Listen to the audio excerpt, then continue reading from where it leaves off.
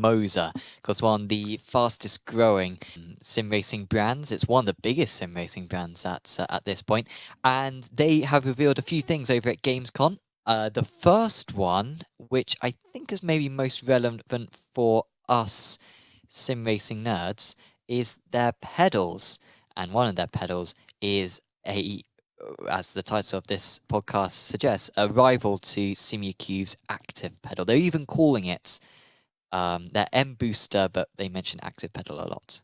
Here's the page. After years of innovation, MOZA have engineered a revolutionary structure with an advanced electronic control system.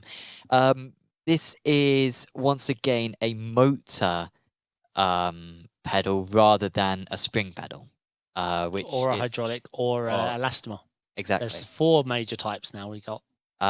And this will make it much more customizable when it comes to software as well, when it comes to the positioning of the wheel and what you want to do with it.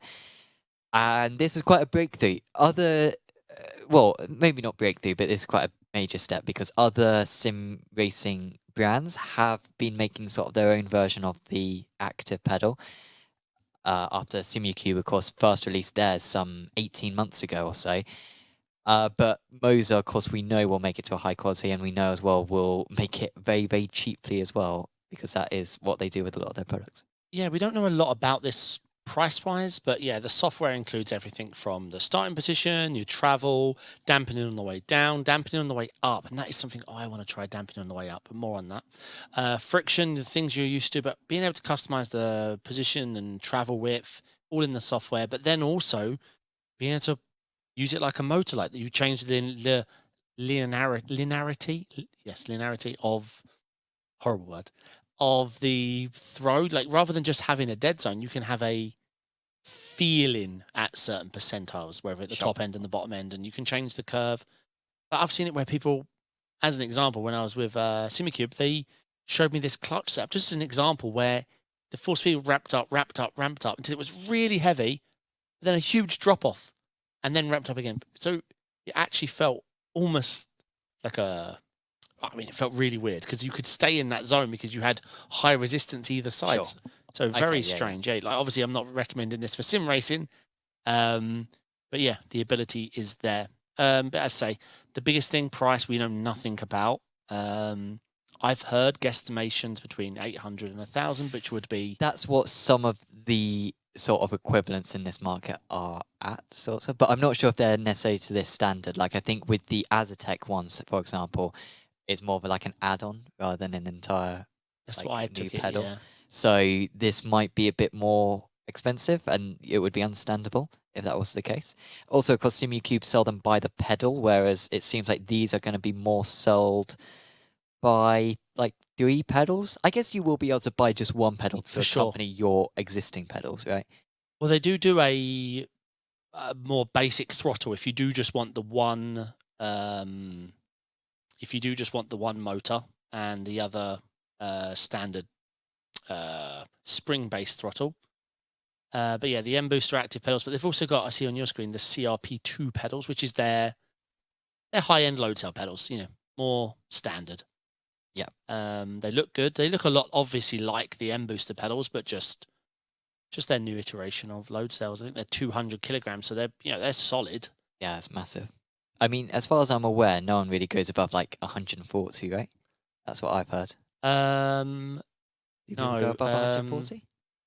1 sec. I'm trying to get my numbers. I think 180.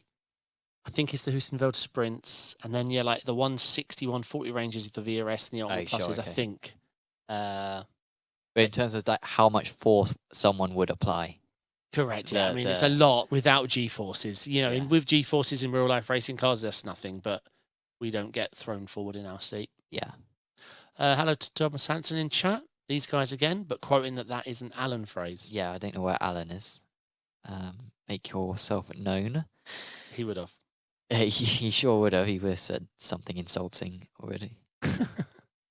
But yeah, here's the page, of course. Yeah, 200 kg, which is the same actually as the active pedal, in terms of its capabilities. So yeah, if you're I guess if you're looking to get some pedals, then maybe probably don't hold off think probably get your existing pairs because we don't know when these are going to be out. But yeah, there might be. Their other announcement, I say I can't share my screen, is the wheel, which partnership-wise is huge, Yes, but looks probably is isn't. divisive. So we both like how this looks, but I don't think either of us would buy it. Again, we don't know what the cost is, but I'm thinking probably at least $2,000. I mean, it's way too gamery for me. Because unfortunately, as good as they've done it, it does look like an embedded Android phone in a flat glass wheel. I mean, I appreciate its uniqueness. I think that's my biggest award it gets. It does not look like Do you any think other. there's enough buttons on there? Like if you're thinking you need a headlight flash, Doesn't look like it. a wipers. Is it touchscreen though? Oh, it'll be touchscreen, I meant. Well, one would hope. I'm not going to be using touchscreen while driving though. No way. No, yeah. Well, you don't want to be looking down at your wheel, right? No, Trying correct. to figure out stuff. But yeah, So, in partnership with Porsche, because that is a replica of the Mission R wheel. yes. Which is in a lot of sim racing games, but it's not exactly loved on any one of them. Yeah, I mean, it looks. Yeah, I read it had a quad-core processor and an OLED screen. I mean, it's nicer than some people's phones. I didn't really notice as well, but is it curved?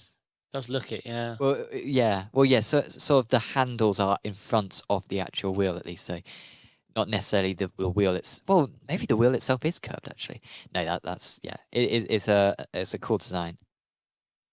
Hey, no, flexible. Scroll up, flexible OLED. Oh, would it be flexible with? Yeah, curved 300R. Wow, that's not going to be cheap then, by the way. No, actually, yeah. Maybe my $2,000 was a bit of a lower estimate.